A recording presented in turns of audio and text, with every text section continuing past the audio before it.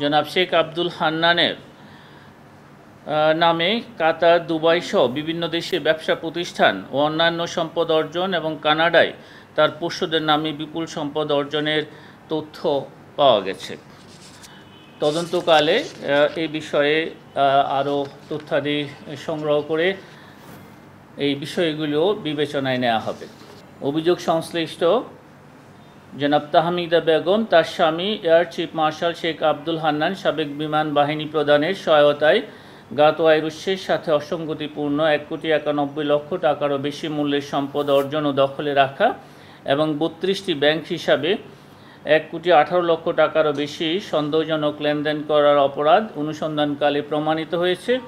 এই কারণে জনাব তাহমিদা বেগম এবং জনাব air chief marshal Sheikh Abdul হান্নানের বিরুদ্ধে দুর্নীতি দমন কমিশন আইন 2004, মানি লন্ডারিং প্রতিরোধ আইন 2012 এবং দণ্ডবিধির 109 ধারায় আরও একটি মামলা রুজুর সিদ্ধান্ত গৃহীত হয়েছে।